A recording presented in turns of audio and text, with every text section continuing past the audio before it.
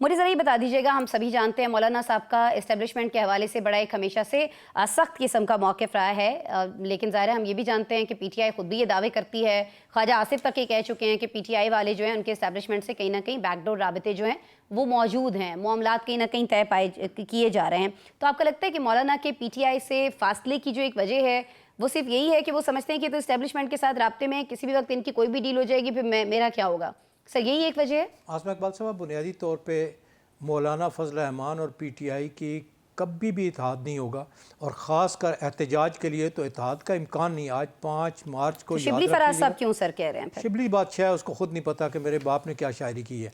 बुनियादी तौर पे सूरत हाल ये है कि मौलाना फजल रहमान कभी भी इस्टेब्लिशमेंट के ख़िलाफ़ खड़े नहीं होंगे। पीटीआई देखे इस्टेब्लिशमेंट के साथ थी जब इक़्तिदार में थी, जब इक़्तिदार से वो उतरने के करीब थे तो बाजवा साहब ने इशारा किया और मौलाना साहब आ गए, फिर उन्होंने कहा तो वो चले गए।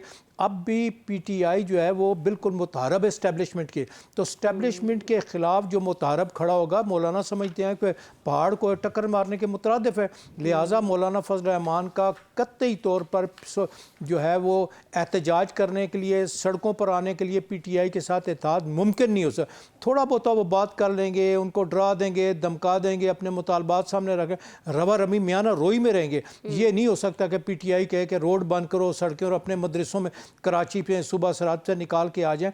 फिर उनका असल बात क्या है कि सूबा सराद में मौलाना फजल रहमान साहब की कॉन्स्टिट्यूंसी है, सीटें हैं, वहाँ पीटीआई की अब अक्सरियत है, लोग पीटीआई को वोट दे रहे हैं। तो पीटीआई के साथ शामिल होने का मतलब है कि जो 2-3 सीटें उन्होंने ली हैं उनसे भी हाथ धो बैठे। लिहाजा इम्कान नहीं है कभी भी कि मौलाना फजल रहमान पीटीआई के साथ एहतजाज के लिए, किसी तहरीक के लिए कॉन्फ्रेंस में शामिल हो सकते हैं, गुफ्तगू में शामिल हो, कोई इंटेलेक्चुअल गुफ्तगू, लेकिन इत्तेहाद नहीं बन सकते हैं। इत्तेहाद नहीं।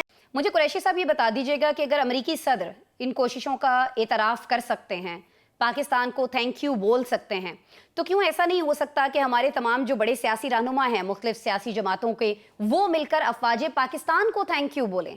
80,000 से ज़ायद जाने वदूद साहब हम लोगों ने गंवाई हैं, और हम जो है इसी फ़ौज को क्रिटिसाइज़ करने में लगे रहते हैं। बहुत शुक्रिया आसमा इकबाल साहब। देखें, अफवाज पाकिस्तान की कुर्बानियों से जो आदमी इनकार करता है, इसका मतलब पाकिस्तान की सालमियत से इनकार करता है। वो मुसल्ला होकर जहाँ सूबा सरहद में काबज़ हो गए थे, सवात में काबज़ हो गए थे, मारगला की पहाड़ियों तक पहुँच गए थे। ऐसा ही है। वहाँ हमारे फ़ौज की जवानों की कुर्बानियाँ बजा तारीफ़ करनी चाहिए और उन्हें शहादत का रुतबा नसीब हुआ है। इसी तरह हमारे सिविलियन बच्चे हैं, औरतें हैं, बूढ़े हैं, और उनके सरदार थे, उनको भी उन लोगों ने मारा। ये सच्ची बात है कि दिल खून की आंसू रोता है। अब दोबारा ये लहर चलिए, लेकिन जो इस फ़र्द के बारे में बात है कि आया ट्रंप ने कह दिया शुक्रिया, तो इसका मतलब मुख्तलिफ नहीं लेना चाहिए। परवेज़ मुशर्रफ ने 4,000 आदमी दिए, लेकिन जब परवेज़ मुशर्रफ इक़्तिदार से गया, बीमार हुआ, अमेरिका का वीज़ा तक नहीं दिया। ये लोग, ये मुल्क अपने मफादात, हमें इस आदमी को पाकिस्तान में ट्राई करना चाहिए था, मुकदमा चलाते, हमारे यहाँ जितने जराइम हैं वो लोगों के सामने लाते, सज़ा देने के बाद अमेरिका के हवाले करते।